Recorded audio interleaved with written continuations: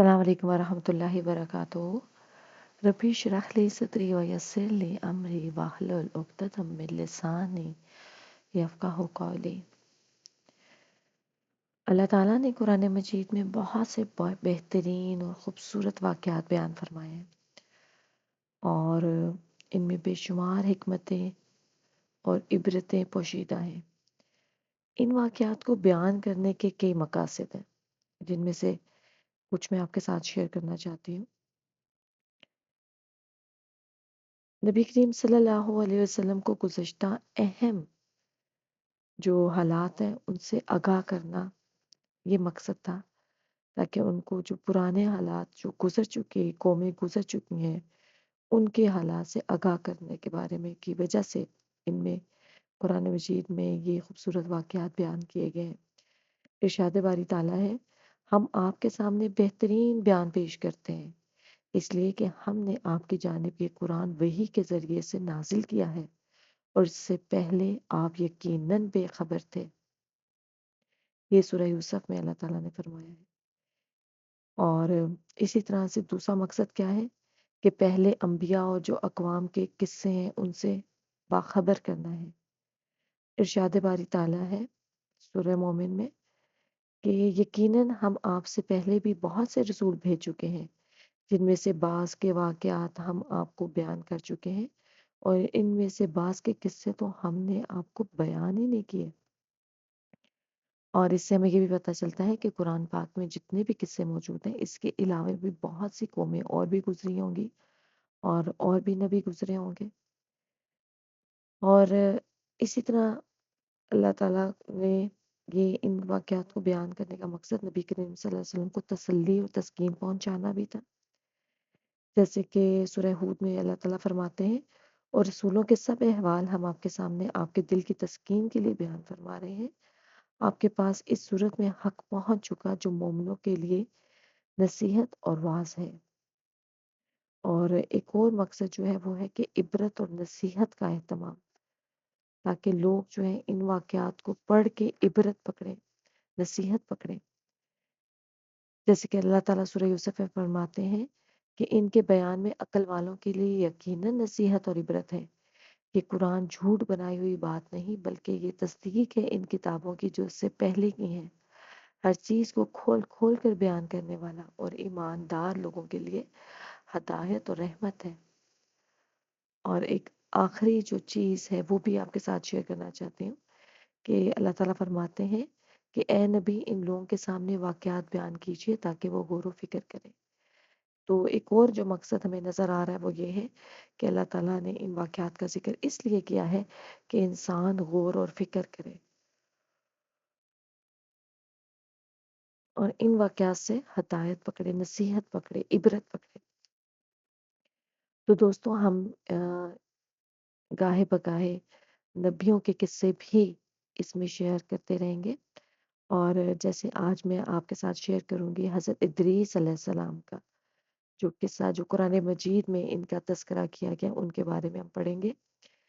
حضرت ادریس علیہ السلام جو ہے وہ مصر کے شہر میں پیدا ہوئے، اور لوگ انہیں ہرمس البرامسا کہتے تھے۔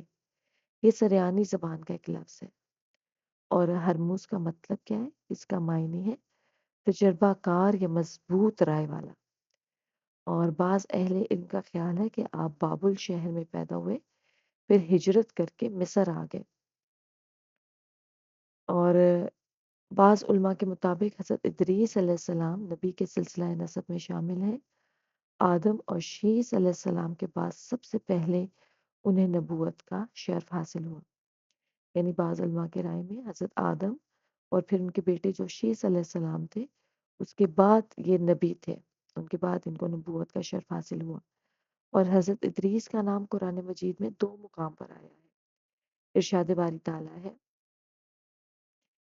اور اے نبی اسماعیل، ادریس، ذوالکفل کا ذکر کیجئے، یہ سب صابر لوگ تھے، ہم نے انہیں اپنی رحمت میں داخل فرمایا، بلا شبہ وہ نیک لوگ تھے۔ اور دوسرے مقام پر اللہ تعالیٰ نے ان کی بابت یوں فرمایا، اس مقدس کتاب میں ادریس کا ذکر کیجئے، بلا شبہ وہ بھی نہایت سچے نبی تھے اور ہم نے ان کو اونچی جگہ اٹھا لیا تھا۔ اس آیت مبارکہ میں اللہ تعالیٰ نے ادریس علیہ السلام کی تعریف کرتے ہوئے انہیں نبی اور راست باز قرار دیا۔ اللہ تعالیٰ کے فرمان اور ہم نے ان کو اونچی جگہ اٹھا لیا تھا، اس کی وضاحت معراج کی احادیث سے ہوتی ہے، جن میں بیان ہوا کہ چوتھے آسمان پر ان سے رسول اکرم صلی اللہ علیہ وآلہ وسلم کی ملاقات ہوئی تھی۔ اور اسی طرح حضرت عبداللہ بن عباس نے میری موجودگی میں کعب احبار سے فرمایا، ادریس علیہ السلام کے بارے میں اللہ تعالیٰ کے اس فرمان کا کیا مطلب ہے؟ اور ہم نے ان کو اونچی جگہ اٹھا لیا تھا۔ یہ پوچھا تھا امام بن جریر نے بلال بن یکساف سے بیان کیا تھا۔ کعب نے فرمایا، اللہ تعالیٰ نے ادریس علیہ السلام کی طرف وحی نازل فرمائی، میں آپ کے اعمال میں روزانہ تمام بنی آدم کے اعمال کے برابر اضافہ کروں گا۔ اس سے غالباً ان کے زمانے میں تمام انسانوں کے اعمال کے برابر ثواب مراد ہے۔ تو ان کے دل میں خواہش پیدا ہوئی کہ ان کی نیکیوں میں بہت اضافہ ہو جائے۔ ٹھیک ہے، جب اللہ تعالیٰ نے ادریس علیہ السلام کی طرف وحی کی نا کہ میں آپ کے جو اعمال ہیں اس میں روزانہ تمام جو بنی آدم ہیں ان کے اعمال کے برابر اضافہ کروں گا، تو ان کے دل میں خواہش پیدا ہوئی کہ ان کی نیکیوں میں بہت اضافہ ہو جائے۔ ان کے پاس ان کا ایک دوست فرشتہ آیا، انہوں نے اس سے کہا، میرے بارے میں موت کے فرشتے سے بات کیجئے تاکہ مجھے زیادہ مہلت ملے اور میں زیادہ نیکیاں کر سکوں۔ فرشتے نے انہیں اپنے پروں میں چھپا لیا اور انہیں لے کر آسمان پر چلا گیا۔ چوتھے آسمان پر اسے ملک الموت اوپر سے آتے ہوئے ملے۔ اس نے ملک الموت سے اس معاملے میں بات کی جو ادریس علیہ السلام نے کہی تھی، یعنی کہ انہوں نے کیا کہا تھا کہ آپ موت کے فرشتے سے بات کیجیے گا کہ مجھے زیادہ مہلت مل جائے تاکہ میں زیادہ نیکیاں کر سکوں۔ تو وہاں پر چوتھے آسمان پر ان کو ملک الموت مل گیا۔ ٹھیک ہے، ملک الموت نے فرمایا کہ ادریس ہیں کہاں؟ اس نے کہا وہ میری پیٹھ پر ہے۔ ملک الموت نے کہا تعجب ہے، مجھے بھیجا گیا تھا اور حکم ہوا تھا کہ ادریس علیہ السلام کی روح چوتھے آسمان پر قبض کرو۔ میں دل میں کہہ رہا تھا کہ وہ تو زمین پر ہے، میں ان کی روح چوتھے آسمان پر کیسے قبض کروں؟ چنانچہ انہوں نے وہاں کی ان کی روح قبض کی۔ اللہ تعالیٰ کے اس ارشاد میں اسی طرف اشارہ ہے کہ ہم نے اسے ایک بلند مقام پر اٹھا لیا۔ اور آپ کو یہ بھی پتا نا کہ دوران معراج نبی کریم صلی اللہ علیہ وآلہ وسلم اور ادریس علیہ السلام کی ملاقات بھی ہوئی تھی۔ حضرت عبداللہ بن مسعود اور عبداللہ بن عباس سے مروی ہے کہ الیاس اور ادریس ایک ہی شخصیت کے دو نام ہیں۔ اس کی تائید میں حضرت انس سے مروی معراج کی حدیث بیان کی گئی ہے، جس میں مذکور ہے کہ جب نبی کریم صلی اللہ علیہ وسلم ان کے پاس سے گزرے تو انہوں نے آپ صلی اللہ علیہ وسلم کا استقبال کرتے ہوئے فرمایا تھا، نیک بھائی اور نیک نبی کو خوش آمدید۔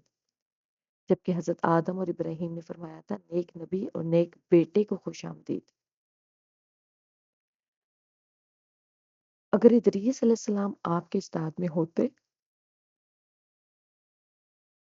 تو وہ ان دونوں کی طرح آپ کو بیٹا کہتے۔ اور اس کے علاوہ جو یہ بھی کہا جا سکتا ہے کہ جو آدم تھے، آدم تو تمام انسانوں کے باپ ہیں، اس لیے ان کا نبی کو بیٹا کہنا ہی مناسب تھا۔ اور ابراہیم اللہ کے خلیل ہیں، جو پیغمبروں میں نبی کریم صلی اللہ علیہ وآلہ وسلم کے پاس سب سے بلند مقام رکھتے ہیں۔ ان سب حضرات پر درود و سلام نازل ہو۔ اور آپ کو حضرت ادریس علیہ السلام کے بارے میں ایک امپورٹنٹ بات بتاتی جاؤں کہ امام ابن اسحاق رحمۃ اللہ نے ذکر کیا ہے کہ حضرت ادریس علیہ السلام ہی نے سب سے پہلے قلم سے لکھا۔ وہ پہلے انسان تھے جنہوں نے قلم سے لکھا۔ ان کی پیدائش کے وقت حضرت آدم علیہ السلام زندہ تھے اور آدم علیہ السلام کی وفات کے وقت ان کی عمر 308 سال تھی۔ تو میرے بہنوں اور بھائیوں، آج ہم نے جو جن نبی کے بارے میں پڑھا وہ تھا حضرت ادریس علیہ السلام، جو اللہ تعالیٰ کے نیک انسان تھے، نبی تھے، اور ان کے بارے میں کہا جاتا ہے کہ یہ حضرت آدم اور شیس علیہ السلام کے بعد ان کو نبوت ملی۔ اسی طرح ہم باقی بھی نبیوں کے قصے گاہے بگاہے میں آپ کے ساتھ شیئر کرتی رہوں گی۔ جڑے رہیے میرے ساتھ اور دعاؤں میں یاد رکھیے گا۔ ملتے ہیں پھر۔ السلام علیکم ورحمۃ اللہ وبرکاتہ۔